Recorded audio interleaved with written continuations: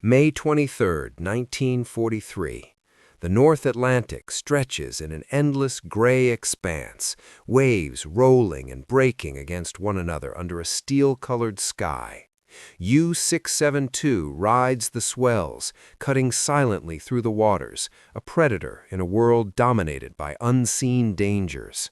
Kapitänleutnant Bernhard Müller stands in the conning tower, eyes scanning the horizon through the dim light of dawn, the wind biting at his face, salt stinging his eyes. Every patrol he has taken, every encounter with Allied convoys, every close call with depth charges and destroyer guns has honed him into a man who trusts instinct above all else. Below deck, 48 men move with the precision of a single organism, the submarine itself humming with life. Each lever, valve, and switch handled with expertise born of hours in darkness, the men synchronized in a choreography of survival. For 18 months, Müller has navigated this vessel through the deadliest waters in the world, bringing back both his crew and the spoils of their hunts. 7 merchant ships destroyed, 17 engagements survived, Iron Cross First Class pinned over his heart. Yet every patrol teaches him the same lesson. Logic is survival, instinct is survival, caution is survival, and timing is everything. But the sea that morning carries a new threat, one that challenges everything he knows. The hydrophone operator shouts, voice tight with disbelief. "Herr Kapitän, multiple splashes, equidistant, patterned, around us." Müller freezes, mind racing. Splashes, not the deep thump of depth charges, not the dull roar of shells impacting the water. Something else, calculated, precise, unnatural. The conning tower tilts in the gray light, the hum of diesel engines vibrating beneath him. Müller's jaw tightens. "Immediate report," he commands. The voice comes back, trembling. "Instruments show nothing, no ship signatures, no aircraft engines, just splashes." That word "just" hangs in the air, a simple word yet filled with lethal uncertainty. He has never encountered a situation that eludes logic. Every threat, every enemy, every danger has a solution, a countermeasure, a tactic. But this? There is no precedent. There is no textbook. This is a phenomenon he cannot calculate. Orders come fast. Dive, hard, silent running. The ballast tanks hiss as U-672 tilts downward, disappearing beneath the waves in a controlled slide into darkness. The crew scrambles, panic tempered by discipline, hands moving automatically as the submarine dives. Every second counts. Every decision is critical. Müller has survived because he knows when to press the attack, when to wait, and when to vanish beneath the sea. At depth, the hydrophone operator calls out again, voice steady now, but tense. "Contact, Flower-class destroyer, bearing 300, distance 4,000 meters." Müller's mind races. A destroyer alone suggests a convoy nearby. Opportunity, and with opportunity comes risk. The strategy is clear. Wait for nightfall, let the escort pass, surface under darkness, execute a night attack as has been done countless times before. This method has kept U-672 alive through the most hostile waters of the Atlantic, through storms, through depth charges, through every calculated encounter with Allied defenses. But unknown to Müller, the world has changed. The rules that govern submarine warfare, that dictated survival, have been rewritten. HMS Oriole, patrolling in coordination with multiple escorts, wields a weapon system designed for a new kind of warfare. Technology that will challenge every assumption. Technology that will make a veteran of 18 months of the deadliest hunting of convoys feel powerless. Müller does not know it, but the clock has started. He has roughly 6 hours to live, if the sequence of events unfolds as the Allies have planned. Night falls. Darkness cloaks the waves. U-672 surfaces, ballast tanks releasing air, the submarine slipping silently into the blackness. The sea is a hunting ground, and the U-boat is the predator. For decades, submarines have exploited darkness to strike at surface vessels, striking and disappearing, invisible, unstoppable. The horizon is empty, merchant ships just ahead, their lights dim against the night sky. 7 vessels, approximately 22,000 tons of Allied supplies, each one a prize, a target, a potential victory. Mueller calls for battle stations. Every man snaps into action. The torpedo crew checks distances, angles, speed, calculating firing solutions with lethal precision. The solution is perfect, as always. Mueller raises his hand. First salvo, all bow tubes, fire. The torpedoes hiss as they leave the tubes, slicing through the black water at 35 knots. He turns to order the second salvo, and the world erupts. Not ahead, not toward the convoy, but all around. Patterns of splashes, erupting in precise geometry, strike the water port, starboard, forward, aft. U-672 is suddenly the hunted. Crash dive, hard to starboard, Mueller shouts, but there is no escape.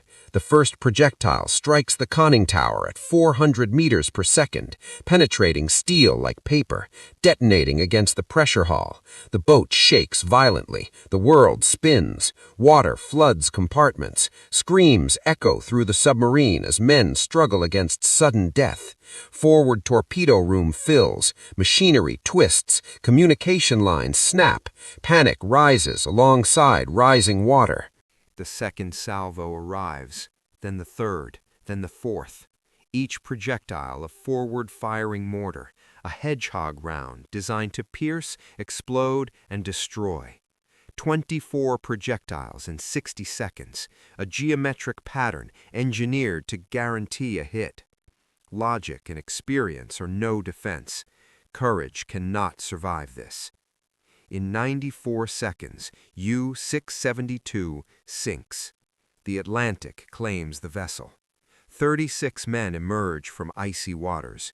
12 are dead or missing.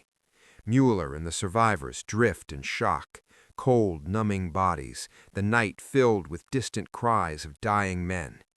HMS Oriole approaches, crew preparing to rescue the survivors. Wrapped in blankets, shivering, Mueller hears the explanation. The Hedgehog, forward-firing mortars that attack without losing sonar contact, technology he had never imagined, technology that rewrote the rules of naval engagement. British Captain James Macintyre speaks with precise calm. Your boat was destroyed in 94 seconds. Hedgehog mortars, forward-firing, 24 shaped charges in a geometric pattern. Detection via sonar allowed precise targeting. Surface U-boats are now exposed. Night attacks, once a supermarine's greatest advantage, are obsolete. Mueller absorbs the words slowly. He had survived the most dangerous waters in the Atlantic, escaped destroyer attacks, torpedo spreads, depth charges, and storms that sank lesser vessels. Yet here, a combination of science, engineering, and coordination, technology, has rendered his expertise irrelevant. The implications are staggering. No more will a U-boat captain dictate the terms of an engagement. The predator has become prey. The balance of power has shifted irrevocably. Over the following days, Mueller and other survivors are interrogated, not harshly but methodically, by Allied intelligence officers.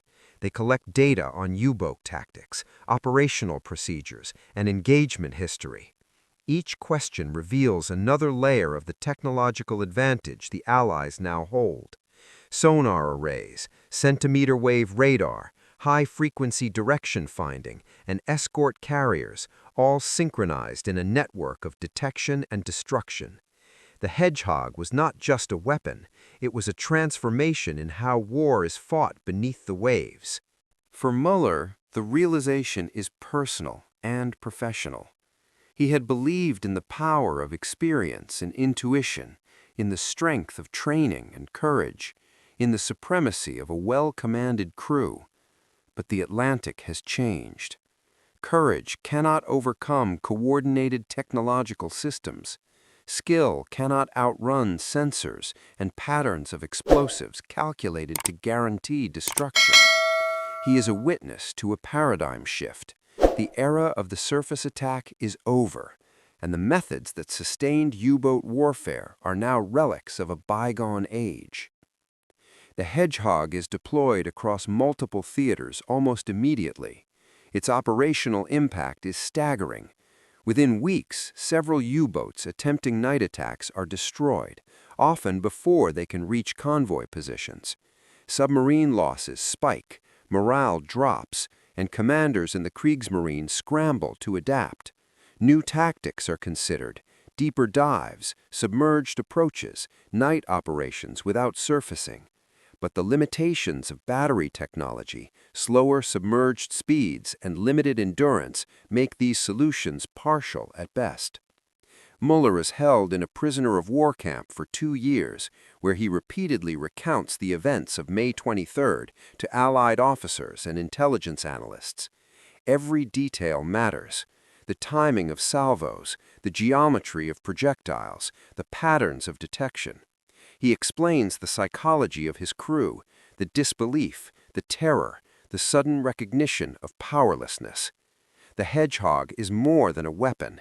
It is a demonstration that modern war is defined by systems, not by individual heroics. The war continues, but the consequences of May 23rd ripple outward.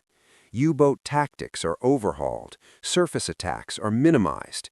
The Atlantic convoys experience fewer losses, the flow of materials remains consistent, and Allied dominance becomes unassailable. Submarine warfare, once a threat to the lifeblood of Britain and the Soviet Union, is now contained, neutralized, and predictably defeated. The Hedgehog ensures that. Muller reflects repeatedly on the lessons of that night. Survival, he realizes, is no longer about decision-making or bravery alone. It is about anticipating technological innovation. It is about understanding that a single, well-designed system can nullify years of training, strategy, and experience. He witnesses firsthand that the edge in modern warfare is rarely determined by the individual.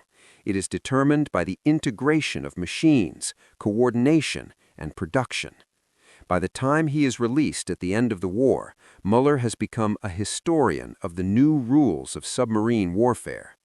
He tells his story over and over, emphasizing the pivotal moment when technology changed the battlefield. For him, May 23, 1943 is not just a date, it is a turning point, a lesson in humility, and a testament to the enduring power of engineering in modern combat. The Atlantic never looks the same to Muller after that night. The cold gray waters, once a hunting ground, now feel like a courtroom where fate delivered judgment. U-662 lies somewhere beneath the waves, a testament to the new rules of naval warfare. Every sailor who survived remembers the chaos, the sudden destruction, and the impossibility of resistance. For months afterward, Allied sonar operators track enemy submarines with a sense of inevitability. Each detection becomes a potential kill, every surfaced U-boat a doomed target. In the months following May 1943, German U-boat commanders attempt to adapt. They experiment with longer submerged patrols, silent approaches, and minimal surface exposure. But the Hedgehog, combined with radar-equipped escort carriers and coordinated convoy defenses, ensures that the edge has shifted irreversibly. Night attacks no longer guarantee surprise. Depth charges alone are insufficient. U-boats are forced into a defensive posture, no longer the predators of the Atlantic, but the hunted.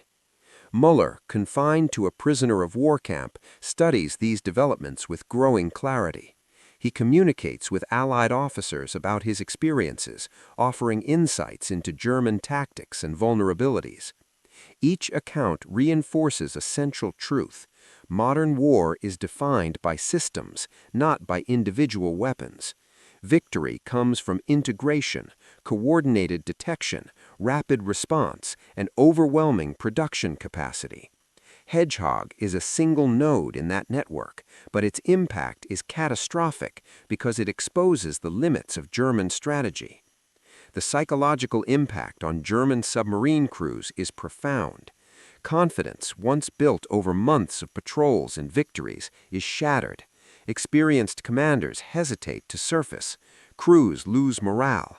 The Atlantic, which for years had been a domain of German initiative, becomes a perilous maze where every choice carries the risk of sudden death. For Muller, the lesson is as much about human nature as it is about technology. Training and courage cannot overcome systemic disadvantage. As the war progresses, the Hedgehog proves its enduring value. Allied forces refine its use, coordinate attacks across multiple convoys, and integrate intelligence from intercepted German communications. By late 1943, the balance of the Atlantic has decisively shifted. Merchant losses decline, supply lines remain robust, and the Kriegsmarine struggles to replace both men and machines. The weapon that destroyed U-662 is now emblematic of the technological revolution in anti-submarine warfare. When Muller returns to Germany after the war, he carries the weight of what he has witnessed. He recounts the night of May 23rd endlessly, emphasizing the systems at work, the overwhelming production capacity, and the coordination that rendered even the most skilled crews powerless. He speaks of the Hedgehog not merely as a weapon, but as a symbol of a broader truth.